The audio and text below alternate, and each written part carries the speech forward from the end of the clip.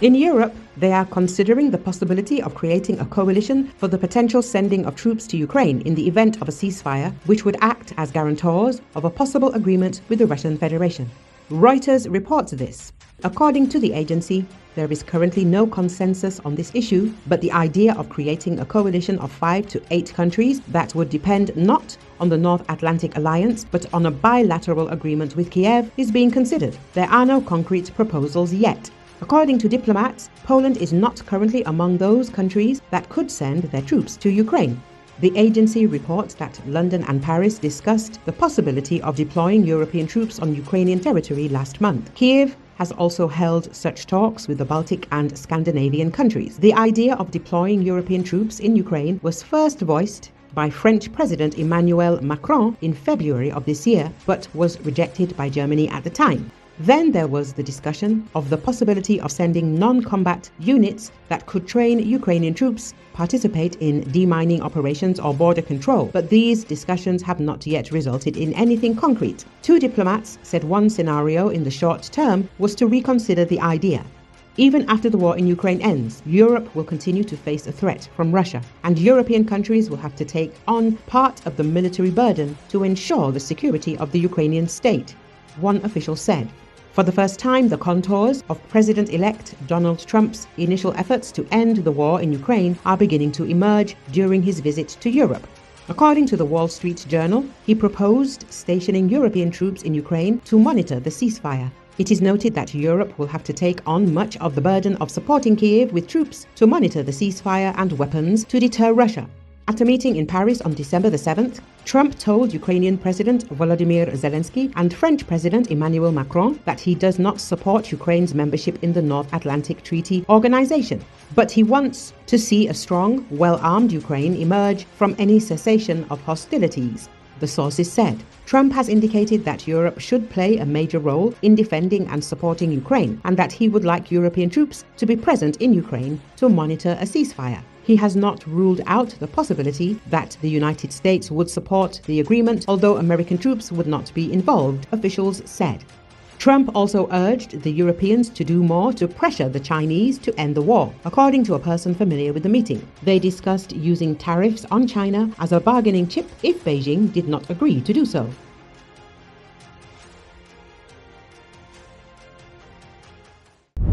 Syria ran one of the most oppressive police states in the Middle East during 5 decades of Assad family rule.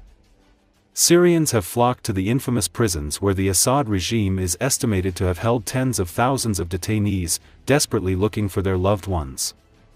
Some have been released alive, others were identified among the dead, and thousands more have not yet been found. After the overthrow of the Assad regime, the people are finding and punishing the officials who oppressed them. Another image has been circulating on social networks about this. Someone is caught again and is publicly beaten and taken away.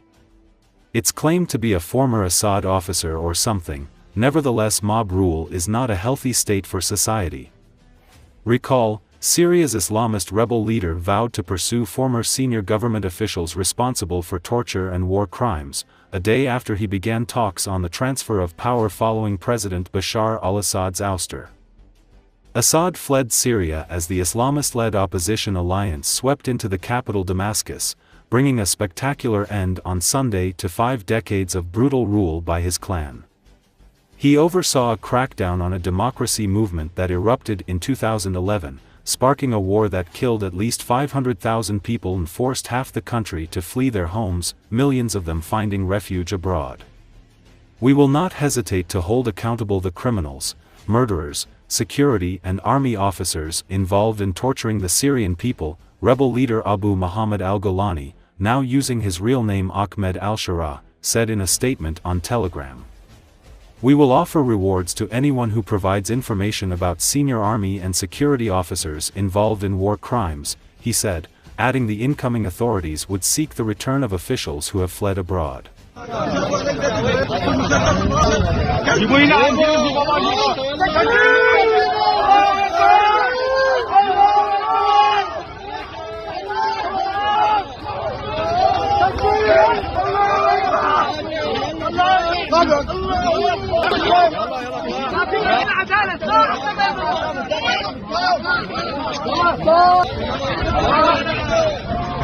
اللي بعده يلا اللي بعده يا شباب.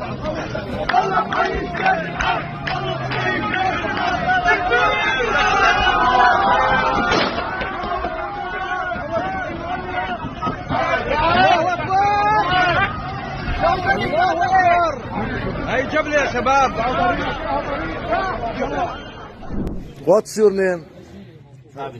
An American man has been found near Syrian capital Damascus after being set free from the jail as rebels ousted Bashar al-Assad's regime on Sunday. The man, identifying himself as Travis Timmerman, said he was arrested 7 months ago after entering Syria on a pilgrimage to capital Damascus. Prior to that, he was in Europe. The 29-year-old American went missing in Hungary in May.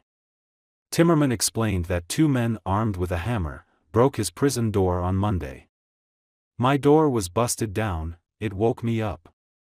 I thought the guards were still there, so I thought the warfare could have been more active than it ended up being. Once we got out, there was no resistance, there was no real fighting," Timmerman told NBC on Thursday. In an interview with local media, Timmerman said he was not tortured during his time in prison but heard other people, especially young men, being tortured by prison guards. Timmerman also clarified that he was not the American journalist Austin Tice who went missing in Syria years ago. Syrian rebels have freed thousands of prisoners from government's prisons after ending long-lasting regime of President Bashar al-Assad over the weekend.